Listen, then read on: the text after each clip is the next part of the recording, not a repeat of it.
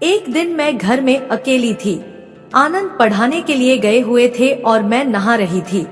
तभी किसी ने दरवाजे पर दस्तक दी। मैंने दरवाजे की दरार से ही जान लिया था कि बाहर विजय खड़ा है। जैसे ही मैंने दरवाजा खोला, उसने मुझको आते ही अपनी बाहों में जकड़ लिया और मेरे साथम बाला खेल। हेलो दोस्तों, आज की इस कहानी में आप सभी का स्वागत है। मेरा नाम पूजा है, मेरी उम्र 25 साल है।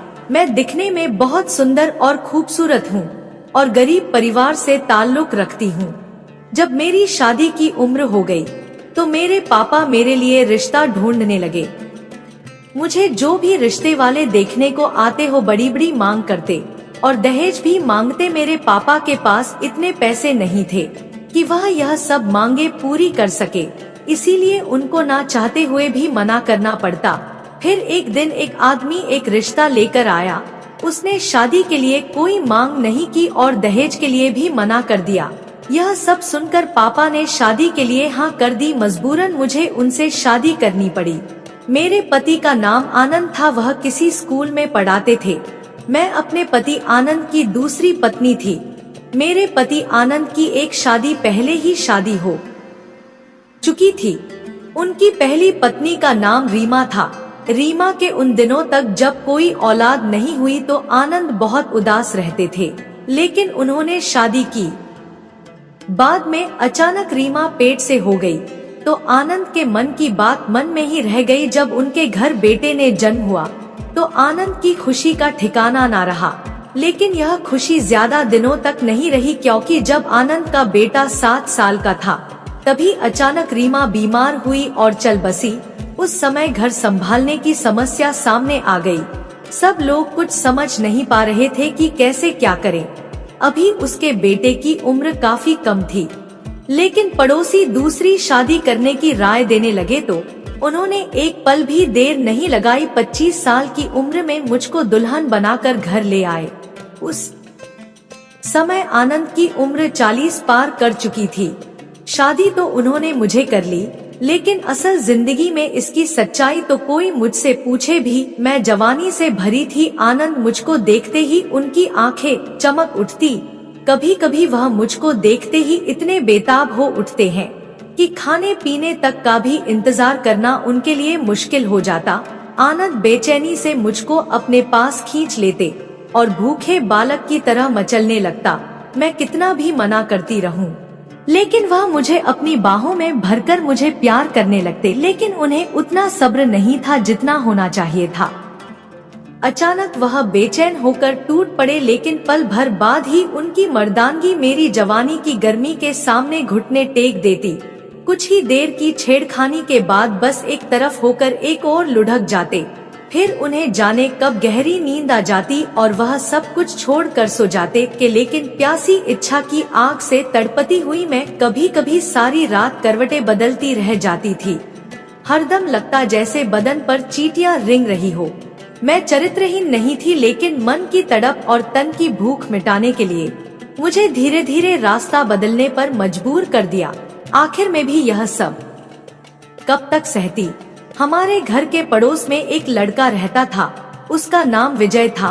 विजय आनंद का छात्र रह चुका था। इस वजह से वह अक्सर उनसे बातें करने आ जाता था और गांव के नाते मुझको चाची कहकर बुलाता था। लेकिन जब उसको मैंने लुभाना शुरू किया तो विजय को समझते देर नहीं लगी। एक दिन मैं घर में अकेली थी। आनंद पढ़ाने के लिए गए हुए थे और मैं नहा रही थी। तभी किसी ने दरवाजे पर दस्तक दी। मैंने दरवाजे की दरार से ही जान लिया था कि बाहर विजय खड़ा है। फिर भी दरवाजा खोलने पर मैं ऐसे चौकी जैसे चोरी करते हुए रंगे हाथ पकड़ ली गई हो।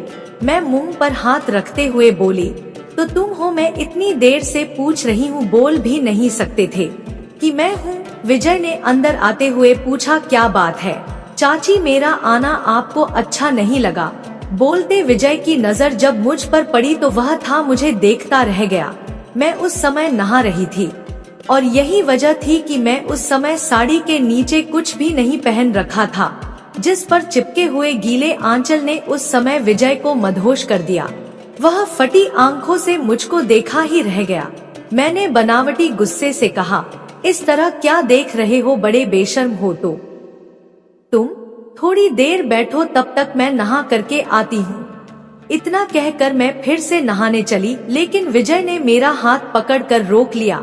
उस समय विजय की आंखें मेरी जवानी को देखकर लाल सुर्ख हो रही थी और सारा बदन जोश के मारे कांपा जा रहा था। फिर उसने आव देखा ना ताव तुरंत मुझको अपनी बाहों में भरते हुए कहा, जो नहाना था वह तुम नहा चुकी हो, इसलिए अब तुम्हें मैं नहलाऊंगा। पहले तो मैं एकदम से चौंक गई। मुझे समझ नहीं आ रहा था कि मैं उसको क्या बोलूं, क्योंकि जो मैं चाहती थी वह अब होने जा रहा था। तभी मैं शर्माते हुए बोली, बड़ ए बेशर्म हो जी, हटो, मुझे कपड़े तो पहन लेने दो। तभी उसने कहा, जल्दी क्या है, फिर पहन लेना कपड़े, इतनी गर्मी है, थोड़ी देर ऐसे ही बदन ठंडा होने दो, फिर जो नहाना हम करेंगे उसमें कपड़ों का क्या काम। कहते कहते अजय ने मुझको और जोर से जकड़ लिया। मैं भी और दिखावा नहीं कर सकी और चुपचाप उसकी बाहों में समा गई। उसकी छाती से लिपटते ही मैं बोली, क्या कर रहे हो तुम, अभी कोई आ गया तो बदनामी होते देर नहीं लगेगी। वह बोला, आएगा कैसे, मैं तो दरवाजे पर पहले ही अंदर से कुंडी लगा दी है। विजय ने हल्की सी मुस्कान भरते कहा। तो मैंने कहा, यानी तुम्हारी नियत पहले से ही खराब थी। चाची, मेरी नियत दिखाने वाली भी तो तुम ही हो। आखिरकार उस दिन मौका मिल ही गया। मैंने जानबूझकर गीले कपड़ों में दरवाजा खोल दिया था। फिर तो जो कुछ हुआ उसमें मेरी पूरी तरह राजामंदी थी। बहुत दिनों तक मेरा और विजय का यह खेल चलता रहा। विजय का साथ पाकर मैं बहुत खुश थी, पर यह सब कब तक चलता, एक न एक दिन तो सामने आना ही था। एक दिन अचानक मोहित ने हम दोनों को वह सब हरकत करते देख लिया। वह बोला, तुम यह क्या कर रही हो माँ, मैं अभी जाकर पिताजी से कहता हूँ। मोहित ने स्कूल में जब अपने पिता को सारी बात बताई तो आनंद को एकाएक भरोसा ही नहीं हुआ। फिर वह झटपटाते हुए घर पहुँचे तो बाहर दरवाजे पर ताला डोल रहा था।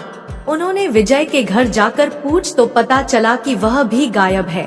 शाम होते होते पूरे इलाके में यह खबर फैल गई, आनंद की दूसरी पत्नी पूजा किसी विजय के साथ भाग गई।